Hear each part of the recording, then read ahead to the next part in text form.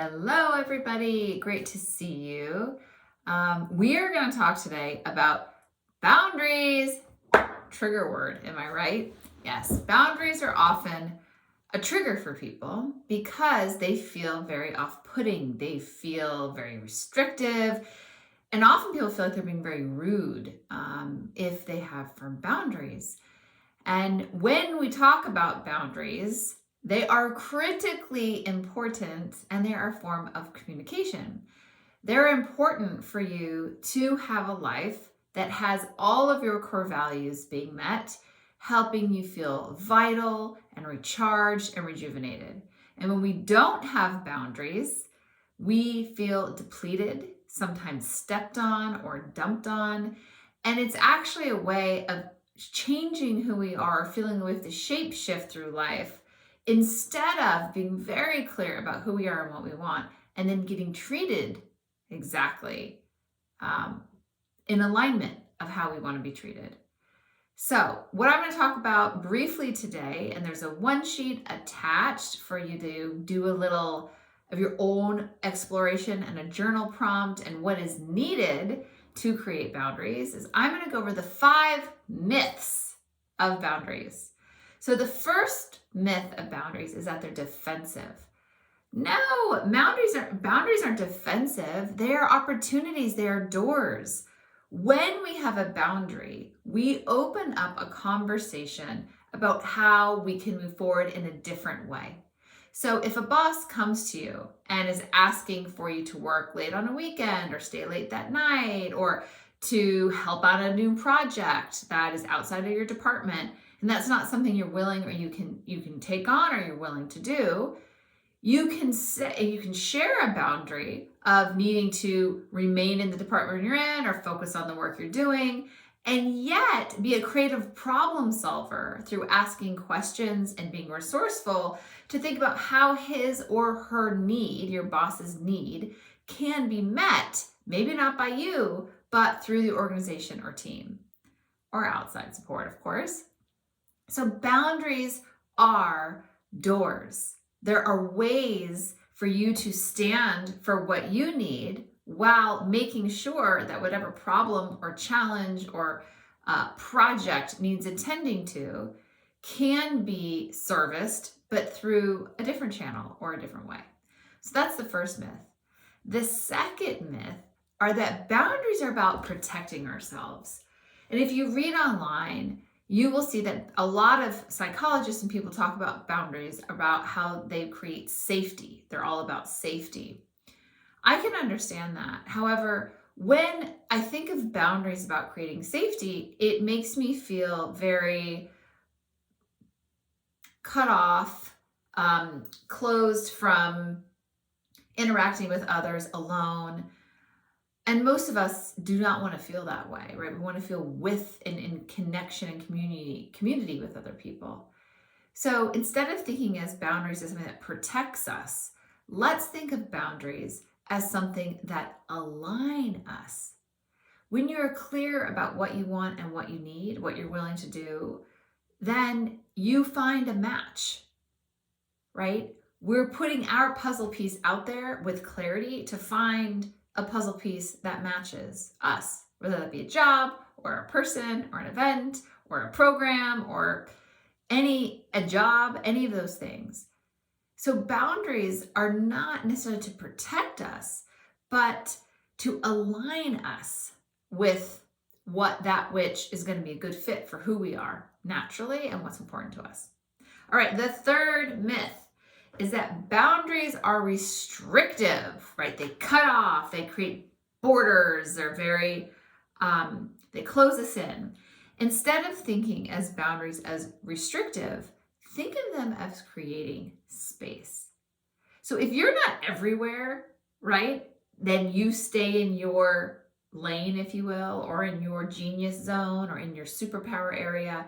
It creates tremendous amounts of space for other people in their superpower, their genius zone, and their line of work and their alignment to come in and, show up for whatever the need is. This includes, let's say, in our home life. Instead of I'm a mother of 3 children, instead of me feeling like I have to do everything, I can realize where I have superpowers and where I don't. I can work with my partner to make sure that he chimes in where he knows I have a weakness, or where we hire outside resources, or where we create structures or routines that help us stay in alignment with who I am and the way I work, the way I think, and get whatever needs need to be met through other people, other resources, other ways of being that get to the same result. So think of boundaries not as restrictive, as actually creating space, because you're going to stay in your area of genius, and then you create space for other people, things, services, products to come in to create the solution. It's not all on you. It's another way to think of it. The fourth myth: boundaries are not rules. Sometimes we think of them as rules, these really strict rules, and who wants to have like firm, strict rules? Most people want to be collaborative, and we want to be flexible, and we know we have to compromise. But instead, think of rules as agreements, clear agreements. Now, agreements are things that have to be acknowledged by both parties or by all the people involved. But when you share a boundary, you're sharing and you're putting out an offering of an agreement. So if that is, I only work till 6 p.m. every single night, or I'm able to, work this weekend. However, these 2 weekends, I'm going to take an extra day off to make up for that. Or if it's the way your leadership style is, you're unwilling to have a certain leadership style that is, stick motivated, or really restrictive and disempowering. You can have these boundaries, and it communicates to the other party or person an offering for an agreement. Now, that other party or person is going to have to, and sometimes we can do this with ourselves, of course, has to come back and acknowledge what you're asking for and where you stand. And then together, you have an agreement that forms, not where you compromise your boundaries. Remember, you can use other resources, outside perspectives, new creative ways to solve the problem, be resourceful, but it is a very clear agreement between you and an organization, a person, a boss, a team, or yourself. I call these things, these rules, or these, moving from rules to agreements, or these non-negotiables, right? We're going to have non-negotiables in our life, and we need to protect those non-negotiables because we know they're good for us and they help us stay in alignment with who we are and the life we want to live. The fifth myth of boundaries is that they're rude. Who thinks they're rude? Boundaries are not rude. They're so loving, because clear communication is loving and it's respectful. And the moment you can state your boundaries, which is what you need and what you're willing to do and how you will show up and what you commit to, those are all boundaries. That is such a loving intention to another person, for them to know exactly what to expect and to 100% of the time receive that clear action and communication back from you. The worst thing we can do is overpromise and underdeliver. It always leaves people feeling empty. It makes them feel sometimes gypped, or like they